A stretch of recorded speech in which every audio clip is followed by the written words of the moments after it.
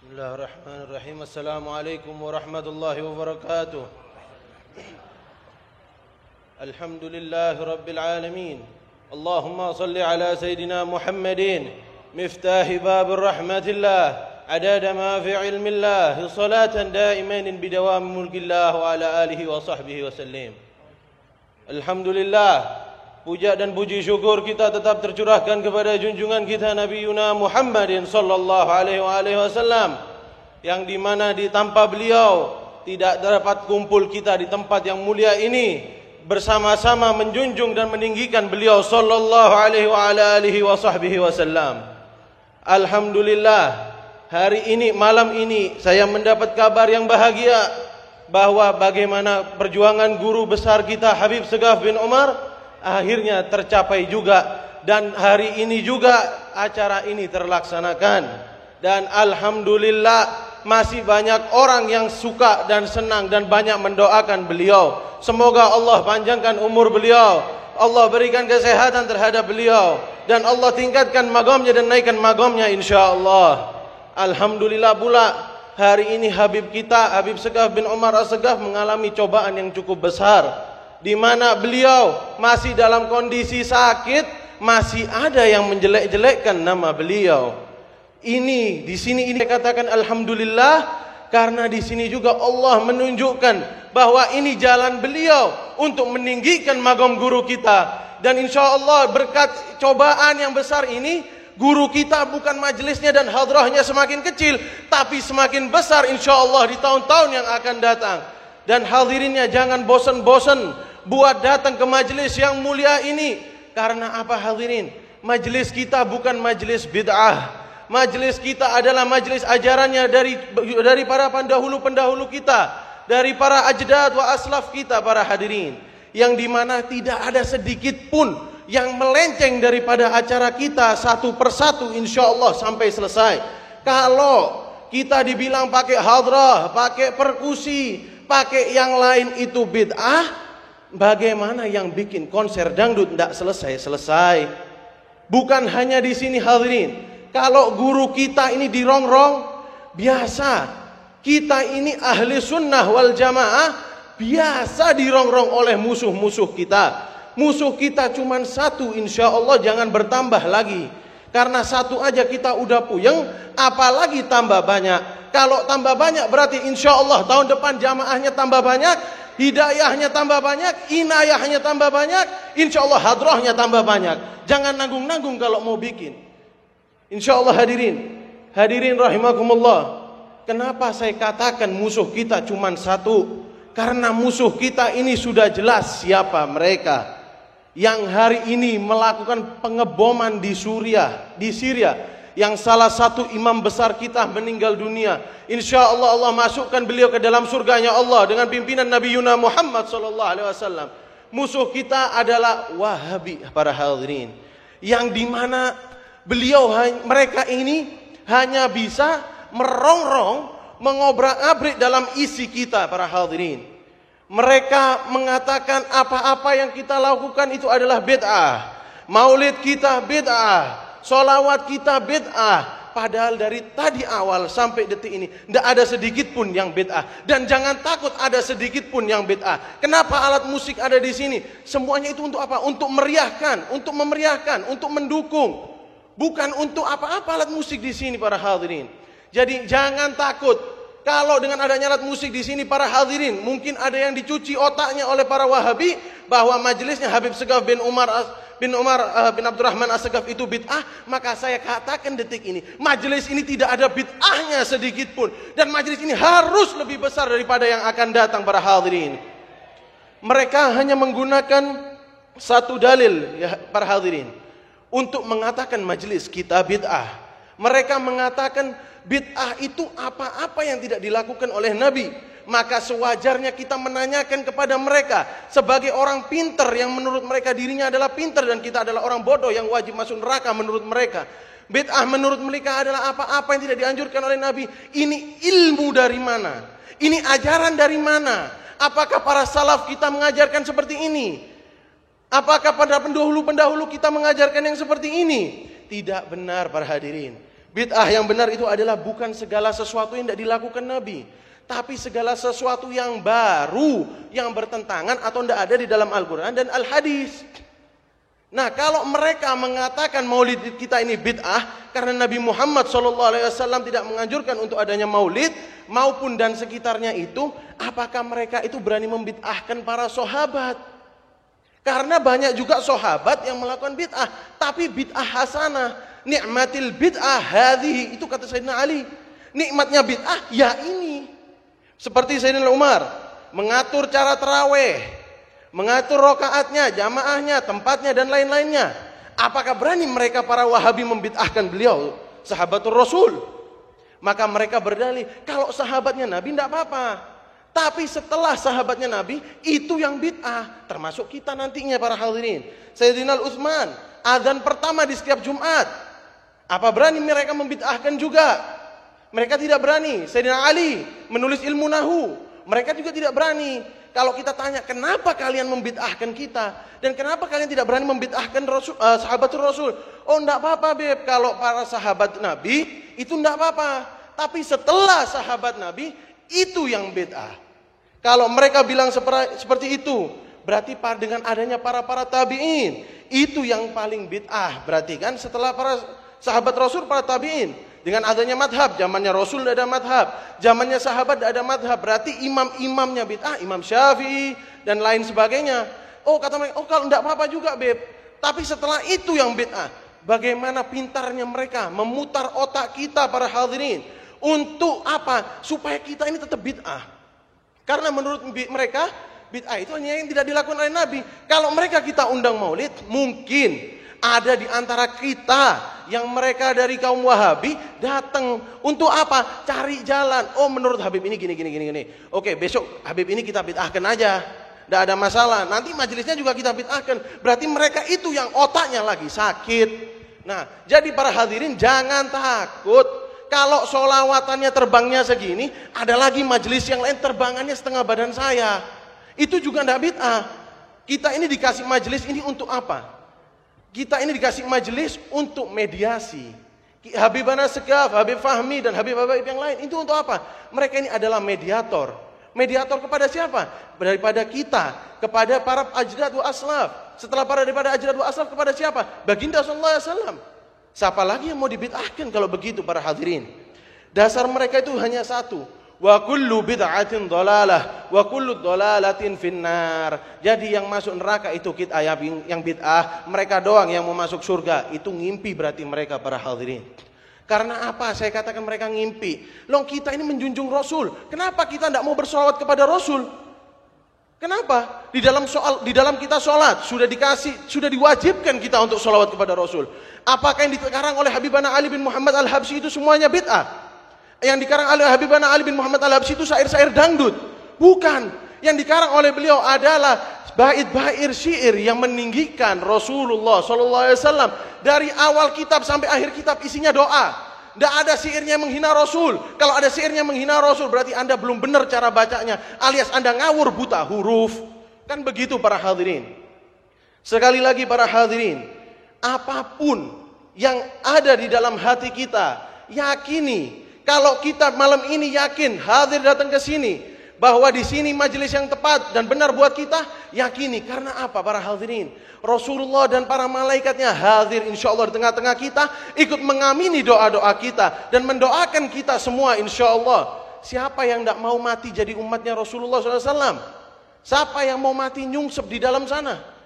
Semuanya mau mati min ahlil jannah. Kan seperti itu. Jadi para hadirin, kalau ada di sekitar kita yang menghina para guru-guru kita, para ajdad wa aslaf kita. Siapa ajdad wa aslaf yang saya maksud? Habib Abu Bakar bin Muhammad Asgaf dari Gresik, Habib Soleh Al-Hamid Tanggul, Habib Abdullah bin Muhsin Keramat Empang, dan sebagainya masih banyak para hadirin. Berarti mari para hadirin, cara kita bukan seperti cara Wahabi dengan kekerasan, tapi cara kita dengan cara yang halus, dengan tata krama, dengan caranya Rasulullah SAW. Apa itu? Kita beri mereka masukan dan nasihat secara pelan-pelan. Kenapa? Karena mereka kalau kita lawan kekerasan, mereka uangnya lebih banyak daripada kita.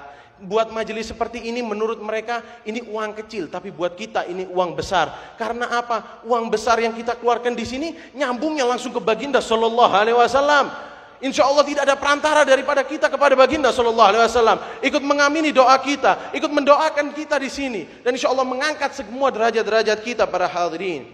Kalau kita tanya kepada mereka, apakah kalian itu cinta Rasul? Apa kalian itu bangga dengan adanya Rasul? Apakah mereka itu mengatakan iya? Pasti mereka 1000%. Ana cinta Rasul, ana bangga dengan adanya Rasul, ana semuanya saya sama Rasul, semuanya tentang Rasul, ana oke menurut mereka. Tapi sebenarnya apakah mereka tahu seberapa besar kecintaan mereka terhadap Rasul? Apakah cinta kita lebih besar terhadap cinta mereka, atau cinta mereka lebih besar terhadap kita? Hanya diri kita yang bisa menilai para hadirin. Bukan dengan hanya kita mengucapkan Allahumma salli ala sayyidina Muhammadin wa ala ali sayyidina Muhammad, itu selesai. Bukan itu yang diharapkan oleh baginda sallallahu alaihi wasallam. Tapi solawat yang terlantun dari mulut kita, ikhlas dari dalam hati kita hanya kepada baginda sallallahu alaihi wasallam. Jadi kalau kita diusik, kita dirongrong, jangan takut. Jangan ada yang takut sedikit pun para hadirin. Kenapa? Kalau mereka berani melakukan bom bunuh diri dan lain-lain, kita hanya dapat gampang simpel hadirin. Kita hanya melakukan bom mulut kita untuk bersolawat kepada Nabi sallallahu alaihi wasallam. Guru kita Habib Segaf bin Umar, bayangkan dengan kondisi sakitnya masih meringankan langkahnya untuk menghadiri ke sini. Bukan untuk mau cari masa, cari umat, mau cari muka, cari pamor ke kanan kiri, tapi untuk apa? Inilah bukti tanda cinta beliau terhadap kita. Kita ini siapa? Kita ini murid-murid beliau. Tanpa beliau kita tidak dapat belajar, kita tidak mengerti apa yang lebih jauh tentang agama Islam. Dengan adanya beliau, insya Allah beliau perantara kita kepada sallallahu alaihi wasallam. Kalau beliau sakit, hati kita ikut sakit para hadirin. Jangankan fisik beliau yang sakit, lebih baik kita yang sakit daripada beliau yang sakit, insya Allah para hadirin. Insya Allah Allah agungkan beliau, Allah panjangkan umurnya, kasih sehatnya. Insya Allah ayahanda beliau Habibana Umar bin Abdurrahman As-Segaf, insya Allah lebih sehat daripada kita, insya Allah para hadirin.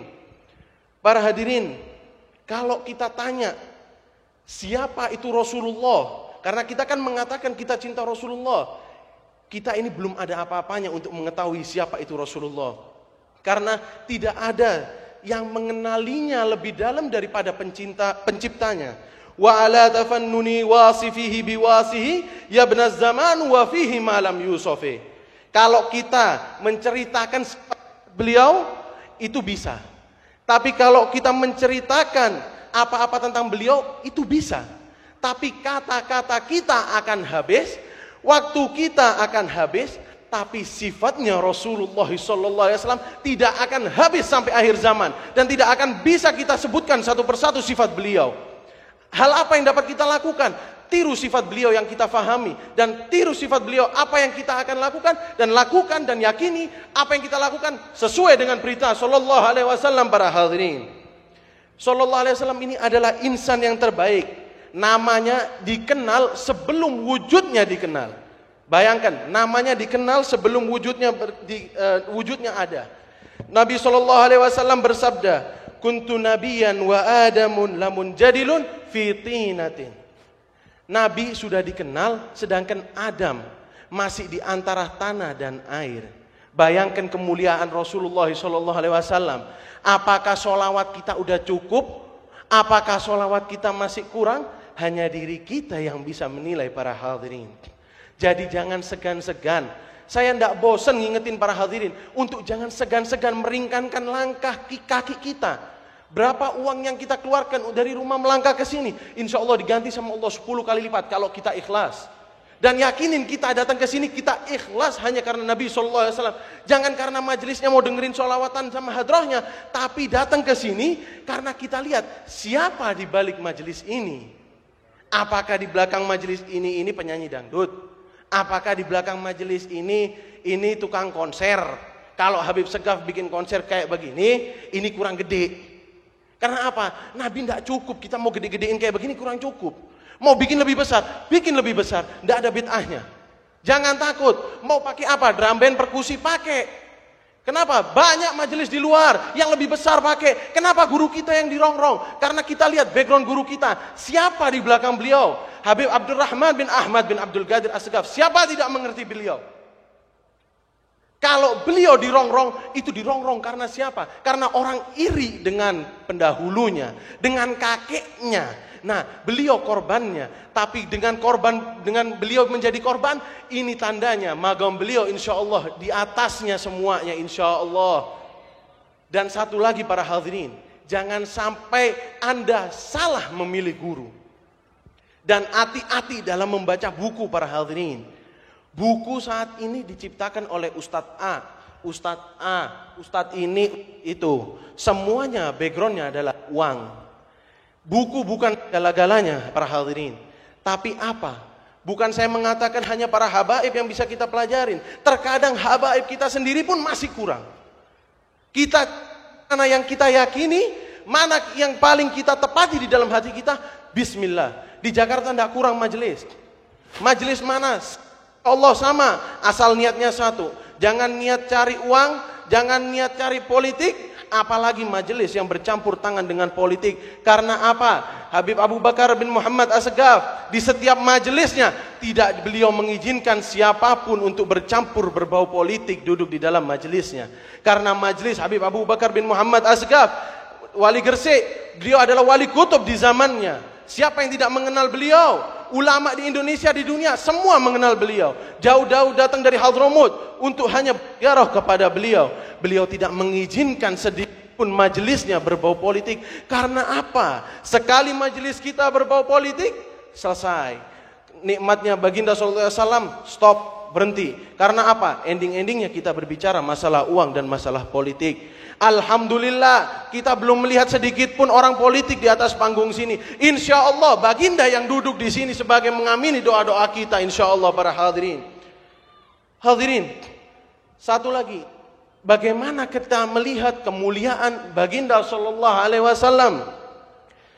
Nama Ar-Rauf dan Ar-Rahim yang diberikan oleh Allah kepada beliau. Bayangkan nama Ar-Rauf, Ar-Rahim diberikan kepada beliau, disebutkan kepada Rasul sallallahu alaihi wasallam dengan kenabian dan kerahmatannya. Disebutkan di situ Ar-Rauf Ar-Rahim itu karena Rasul itu sesuai dengan kenabian dan kerahmatannya. Berarti apa? Nabi Muhammad itu namanya diagungin di mana-mana. Kenabiannya dimengerti di mana-mana. Keagungannya berada di mana-mana. Jadi para hadirin, Nabi Muhammad tidak pernah tidur. Nabi Muhammad ada di sekitar kita. Orang terkadang berpikir Nabi Muhammad kan cuma satu, beb. Gimana beliau mau ada di maulid sini, maulid sana, maulid sini, maulid sana? Itu berarti pemikiran Anda masih pendek para hadirin. Nabi Muhammad tidak ada tandingnya para hadirin. Bagaimana para malaikat, ribuan malaikat mengawal beliau kemana-mana beliau pergi. Dan di situ beliau ada, dan di situ beliau mengamini doa-doa kita. Beliau bangga terhadap kita duduk di sini insya Allah. Dan beliau insya Allah tidak akan berdiri dari majelis ini sebelum insya Allah kita sadar bahwa majelis kita adalah majelis yang benar dan majelis kita bukan majelis bid'ah dan majelis kita insya Allah tidak ada perantara kepada sallallahu alaihi wasallam. Ada suatu cerita para hadirin, kalau kita bercerita tentang kecintaan Nabi sallallahu alaihi wasallam, pada suatu hari Nabi sallallahu alaihi wasallam sedang khutbah Jumat. Biasanya Nabi sallallahu alaihi wasallam itu memegang batang pohon kurma, al-wajah, batang pohon kurma yang sudah mati. Di pada saat suatu Jumat, Nabi Muhammad SAW, karena jamaahnya udah makin banyak, beliau menggunakan mimbar. Beliau meninggalkan ini, al-wajah ini, meninggalkan pelepah pohon kurma ini hanya beberapa langkah daripada beliau. Pada ketika beliau menyampaikan khutbahnya, tiba-tiba terdengar suara tangisan anak kecil. Padahal di masjid itu, waktu itu pada banyak para sahabat dan lain-lain. Tidak ada yang menangis. Bagaimana beliau lagi pidato pada jamaah yang lain menangis? Ternyata setelah beliau menyampaikan, semakin lama beliau menyampaikan, semakin tinggi tangisan ini. Tahu dari mana tangisan ini para hadirin? Dari batang pohon pelepah kurma tadi yang biasa dipakai oleh baginda sallallahu alaihi wasallam. Lalu baginda berhenti, karena kemuliaan beliau berhenti, datang kepada batang pohon kurma. Ditanya oleh beliau sallallahu alaihi wasallam, "Kenapa engkau menangis?" Dijawab oleh batang pohon kurma tadi, ada suatu hadis yang mengatakan bahwa, "Ya Rasulullah, aku menangis karena engkau tidak menggunakanku hari ini untuk melanjutkan pidatomu di setiap Jumat."